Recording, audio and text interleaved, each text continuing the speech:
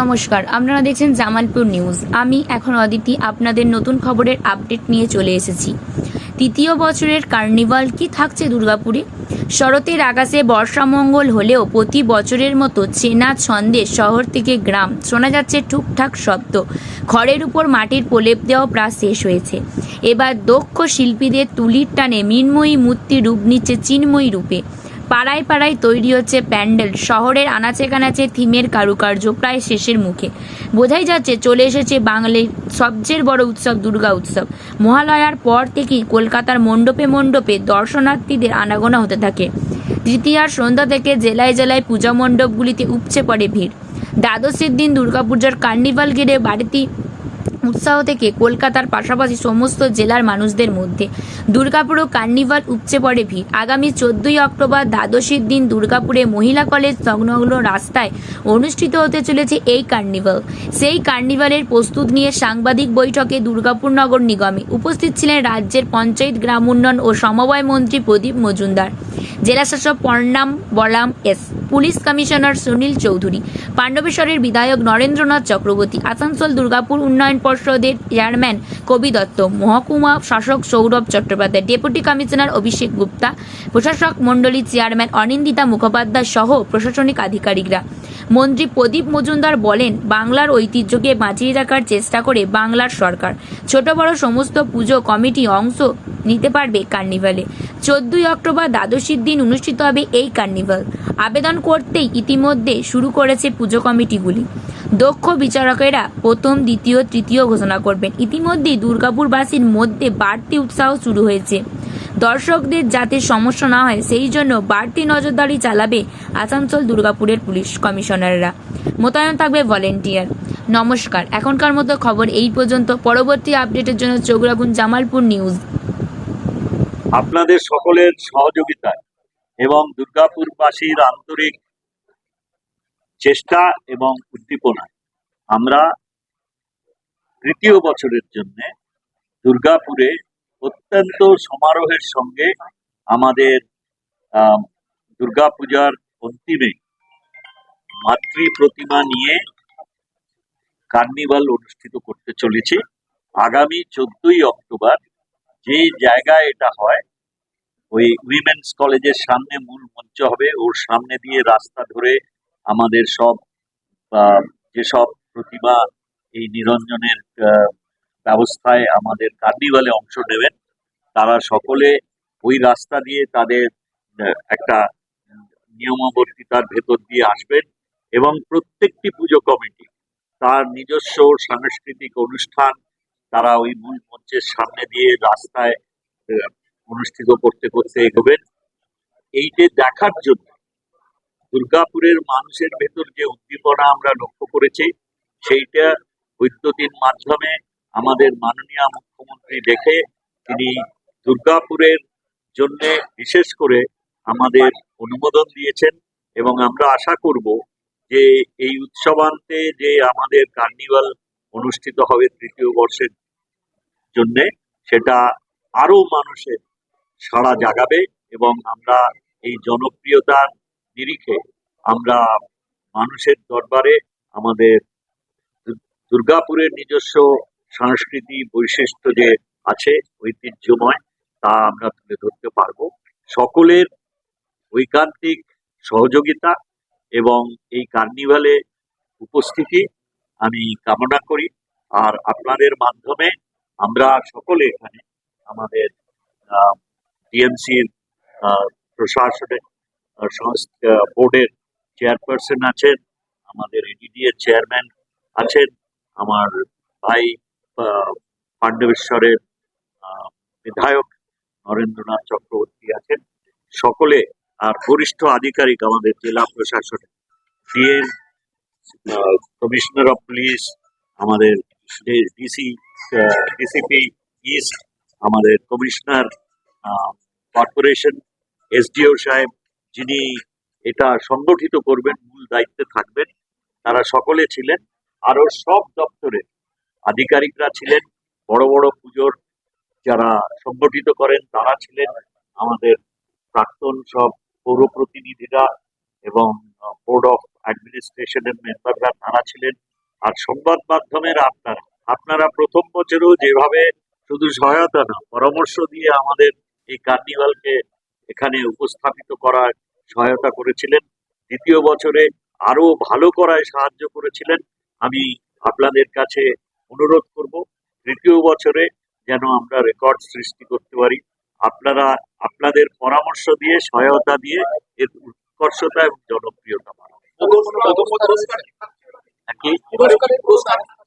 পুরস্কার থাকবে নিশ্চয়ই, আশা করি, কারণ এটাও তো দ্বিতীয় 2 বছর আমরা দিয়েছি, অতএব তৃতীয়বার বন্ধ করতে গেলে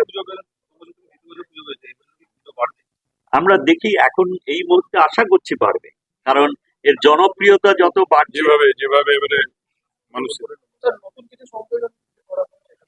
না, দেখুন এই যে সাংস্কৃতিক অনুষ্ঠান যেটা হয় পুজোর প্রত্যেকটি প্রতিমার সামনে, সে তো নিজের মতন করে একটা, যেহেতু প্রতিযোগিতামূলক একটা প্রতিদ্বন্দ্বিতা থাকে, সেখানে সকলেই ওটার উৎকর্ষতা বাড়ানোর চেষ্টা করে।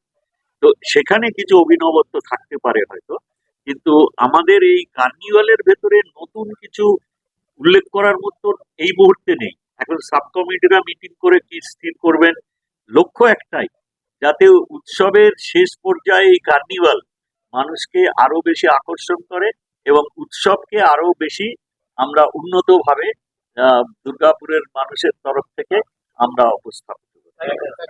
ধন্যবাদ।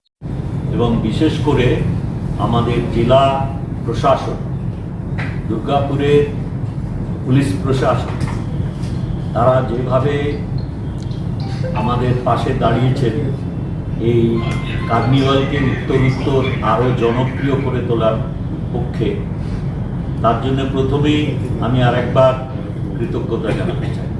আজকের এই আলোচনা প্রথম হচ্ছে, আমার মনে হয় অনেক জেলাতে এই আলোচনাটা করা সম্ভব হয়নি, কারণ বিভিন্ন কারণে গতকাল আমরা অফিসিয়াল নির্দেশ বার করতে পেরেছি হওয়ার মধ্যে, এবং এই নির্দেশনামা পাওয়ার আগে অবধি 1 তারিখই মাননীয় মুখ্যমন্ত্রী আমাদের নেতাজি ইন্ডোর স্টেডিয়ামে যে সমন্বয় সভা হয়েছিল তাতে ঘোষণা করেছিলেন, সেটা কলকাতায় যে কার্নিভাল হয়, মূল কার্নিভাল, সেটা হবে 15 তারিখ। কিন্তু জেলায় সাধারণত একদিন আগে হয়, কিন্তু আমরা সেই নির্দেশটা আমরা অফিসিয়ালি পাচ্ছিলাম না, এবং তার সঙ্গে সঙ্গে যে গাইডলাইন আমরা যেভাবে করি কার্নিভালটা, ঠিক সেই একই গাইডলাইন আছে। তা সত্ত্বেও যারা জানতে চান গাইডলাইন দেখে নিতে পারবেন। কিন্তু আমার যেটা আজকের আলোচনায় মূলত বিভিন্ন দপ্তরের সমন্বয়ে আমরা এই কার্নিভালকে এখানে যথেষ্ট সুষ্ঠুভাবে এবং জনপ্রিয়তার নিরিখে প্রথম বছরের থেকে দ্বিতীয় বছর আরও বেশি সংখ্যক সাধারণ মানুষের সহযোগিতা এবং পৃষ্ঠপোষকতায় আমরা উদযাপন করতে পেরেছি। আমার ধারণা তৃতীয় বছরে আমরা আরও ভালোভাবে, আরও মানুষের সমাগম নিয়ে আমরা এই কার্নিভাল অনুষ্ঠিত করতে পারবো। তার উন্নতি আরও যাতে আমরা উৎকর্ষতা বাড়াতে পারি, যদি কারোর কোনো আপনাদের ভেতরে কোনো সাজেশন থাকে সেটা নিশ্চয়ই দেবেন। আপনাদের পরামর্শ পাওয়ার জন্যেই আজকের এই সভা। আর এই দপ্তর গতবারে যেভাবে সহায়তা করেছিলেন, ধর্ম যার যার, উৎসব সবার, সেই জন্য যত বেশি সংখ্যক মানুষকে আমরা এই উৎসবের আনন্দ দিতে পারবো সেটাই আমাদের লক্ষ্য হবে। এবং যেটা মাননীয় চেয়ারপারসন বলেছেন যে 5 মিনিট করে সময় দেওয়া, আমিও গতকাল আমি মাননীয় মন্ত্রী মহাশয় আছেন, সিপি সাহেব আছেন, ডিএম সাহেব আছেন, তাদের অনুরোধ করবো যে এই ব্যাপারটা দেখার জন্য। আর আমরা চেয়ারম্যান সাহেব আছেন আমাদের SBSTC, তাকে অনুরোধ করব যে আশেপাশের বিভিন্ন জায়গা থেকে বাসের করে লোক নিয়ে আসা ও লোক নিয়ে যাওয়ার ব্যাপারটা দেখে নেওয়া যায়। তো এটা আমাদেরকে ওই কার্নিভালের দিন স্পেশালভাবে এটা আমাদেরকে দেখে নিতে হবে। আর বিভিন্ন পুজো কমিটিগুলোর সঙ্গে আমরা আগে আরেকবার আলাদা করে বসবো, কে কিরকম কালচারাল প্রোগ্রাম করবেন ওখানে উপস্থাপিত করবেন সেটা আমাদের জানা থাকলে ভালো হয়। এবং আগেরবার তো পুলিশ প্রশাসন অসাধারণ কাজ করেছিল, হ্যাঁ আমরা কৃতজ্ঞ এবং আমরা গর্বিত। এবারেও আশা করব, তবে এবারে একটা জিনিস করতে হবে, মাঠের সঙ্গে যে মাঠের ঠাকুরগুলো দাঁড়িয়ে থাকে সেখানকার সঙ্গে মঞ্চের একটা নিবিড় যোগাযোগ রাখতে হবে, যাতে ওখান থেকে ঠাকুর বেরোলেই আমরা খবর পাই। এবং যেটা মূল জিনিস, যে প্রতিমা আসবে সেই পুজোর ইতিহাস, তার ইতিবৃত্ত এবং তার সম্বন্ধে যে আমাদের ঘোষকরা যারা থাকবেন, যারা সঞ্চালকরা থাকবেন, তারা সেটাকে ইলাবোরেটলি মানুষকে জানাবেন। যেমন মনে করুন নবারুণ দীর্ঘদিনের পুজো, আমাদের কি বলে লক্ষণদা পুজোটা কি নাম, মার্কনি আসবে, তারপর দিন পুজো হয়েছে, কি হয়েছে, তার পুজোর থিম, সেটা নিয়ে আপনারাও এই পুজো কমিটি যারা আছেন তারা এইগুলো আমাদেরকে একটা কমিটিকে একটা দিয়ে দেবেন, এগুলোর থেকে যাতে আমরা একটা তৈরি করতে পারি, এটা সংকলন এটা তৈরি করতে পারি, যাতে মানুষ জানতে পারে।